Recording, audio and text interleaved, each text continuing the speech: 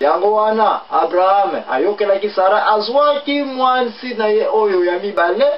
aga ashasaki ye mboka atindaki ye mboka wana eyebanaki te kote bakendaki na desert mwana lingo kufa agara azalaki kosambela Nzambe ayokeli bango mawa yeyo atindiki ye kezwa mwana kende na mboka mususu mboka wana bakendaki nde mboka ba Medianite wana mwana ngotamba yambaki kuna akomaki pe mukonzi mwana oyo Ismael na mboka ba Medianite akomaki mukonzi munene profete munene pase bayebaki Abraham bien yo mwana ya Abraham oseka yebiki mfeve lakisa biso kosambela papa na mwana wana kena ipe kokoma na gloire na ndenge na ye mutu a créer mokili ya religion o babenkomba Islam ezalaki na mabela ba Medianite likambo ya kokamwa ke meme ye moko Moïse tango akimaki na Egypte akendaki na kuna na kota ba montagne ba Horeb akendaki kokuta na bokilo na ye kuna akendaki kobala mwana oyo babengi kombo ya Sipora epa ya papa na ye Jethro bango bazalaki bana ba Medianite mais na mukola lelo ba Medianite bakomi contre bana ya Israël.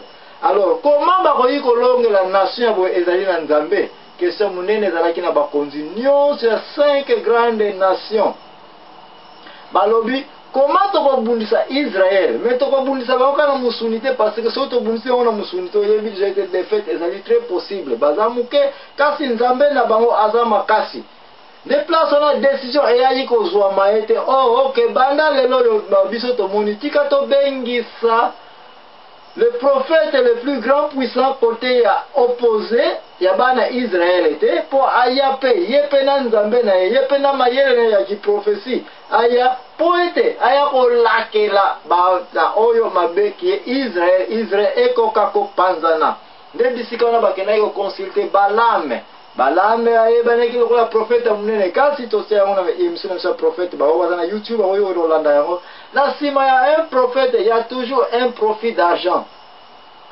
avidité kowelela babiloko ko na sima ba prophète tamba komaka na gloire ko mona ko yeba bayaka na ngo ya trop place oyo Balaam andimaki kopo wana ki ya solo boyeko consulter ngai nako kende ko maudire Israël comme ça tango boko bundisa bango topi bo bundisi bango te malédiction et cause c'est comme ça vous allez exterminer tribu à Israël et tous les enfants de Jacob et puis aussi la nabango yokana kibongo Balak mokonzi précisément ba Medianite oyo azwaki kopana azwaki responsabilité on a retiré mbongo na enjeu parce qu'il était trop riche ba Islam tina data ce sont des gens qui sont trop riches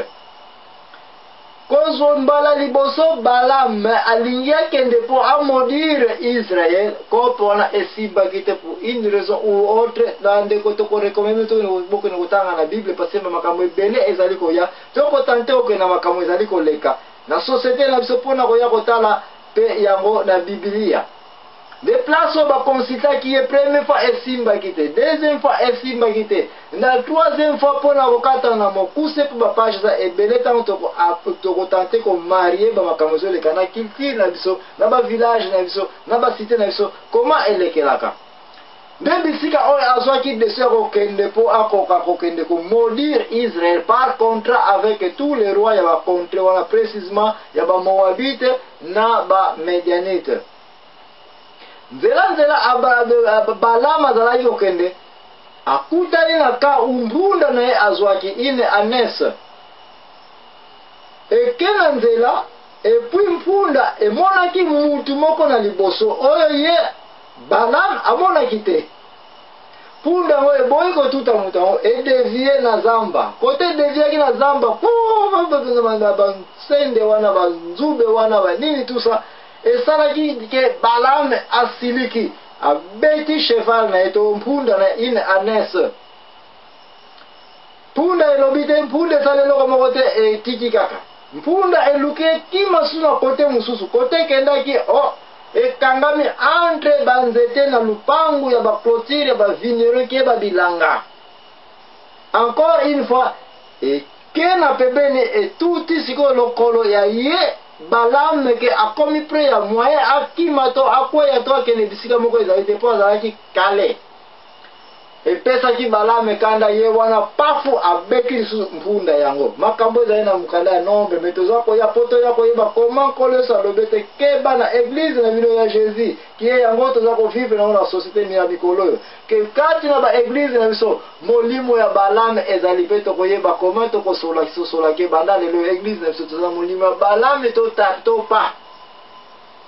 yela ki ye wana abeta ki mpunda na mbala ya mibale na mbala ya misato mpunda wana etelemi ekumi lisusu metre na ye elingo kende na côté gauche nzela eza lisusu te ekende côté droite tata wana kangi lisusu ekende na côté liboso ekangi azonga na nsima moya okende eza lisusu te loba ozala ndeke opumbwa na likolo mpunda emoni côté okende eza lisusu te ekangami na katikati nde ekwei protege metre na ye mpo akoka kobona mpasi te mpo akoka mpe kokufa te ne maître na ye Balame kanda esali ya suka ningisi lisusu mpunda na ye wana ki anese na ye wana na makasi nyonso anese yango esiliki siko efongoli monoko oyo ezalaka na kiti na biso toza kolobaka kindoki eske osi omona place nyama ezali kolobela epa na biso na kiti na biso biloko ya boye mpe eske koki kozala to ezali te to ozali koya po toyeba ete makambo tokomi kobengaka mikolo kaka kindoki mwende likambo kindoki eske bamasivi bamystique bamiracle bamakambo ezali ke edimi en dehors ya nature eske tokoki kobenga ngo mpe kindoki pase awa siko tomoni mpunda ezwi munoko elobi na Balame ke depuis kala yo ozalaka maître na ngai osalelaka ngai nakumbaka bisika nyonso ngakumba jour nini yango yo omona ngai na acte boye nakweyisi yo to na désobéi na ordre na yo padre na ngai rabuli na ngai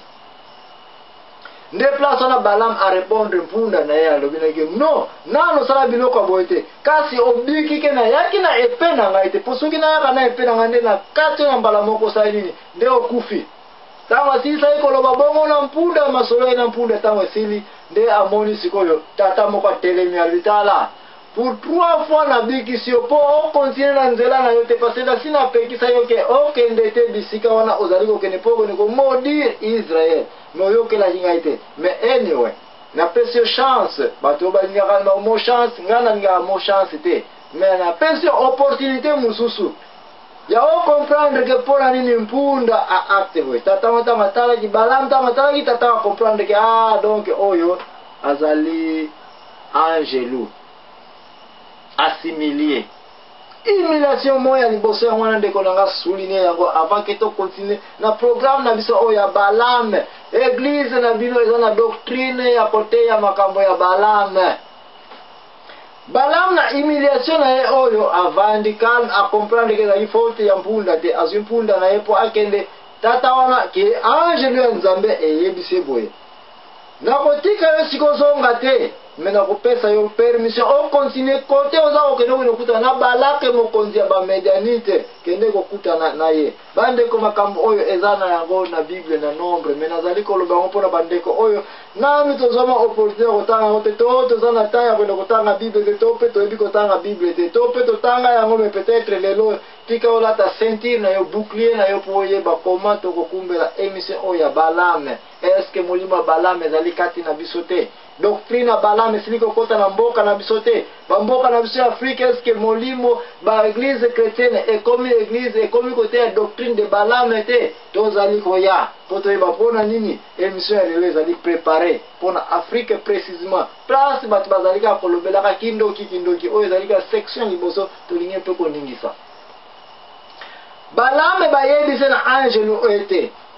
continue nzela no place oyo kende kosala mosala olingi okende kosala kasi toyokana likambo nyonso koloba tika Nzambe aloba yango soki Nzambe ayebisi loba boye loba kaka oyo Nzambe akotinda yo okende kosala eyokanaki bango bongo Balame azwaki mpunda na yesu akontinaki nzela na akendaki kokutana na mokonzi oyo babeli kombo ya Balake na bisika oyo tata ezalaki te ntango amonaki Balame asepeli na ye abi oke sikoyo oye mpo kwa komodire Israel parce que yo ozali mosali ya Nzambe oyo nyonso akobeniri yo akozala beni oyo nyonso akomodiri yo akozala mpe modi yango wana yo oye awa na bit moko kaka toyoka na malamu mpo modi Israel bayokani wi mpona modi Israel. Alors botia bangombe botia bafuta solo kitoko toke na montagne tokende kosakrifie place wana nga nde place na komodire Israel. Montagne wana bakendaki na première place orieke balame amodire Israel. Nzambe alobi neke loba boye kende kotanga na mokanda ya nombre banda 22 23 24 Balaki na batu tu bazaki na pembeni bayoki balame abeni oriamodi abeni Israel. Balaki epesa je kandabi no toyokani te mosali ya Nzambe prophète.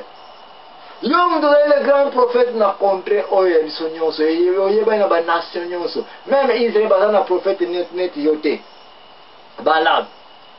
pona nini obénir Israel na place akomodire Balama alobi naki ok ça va tokende suna montagne msukuna ndi en tout cas tout oyo na komodire Israel.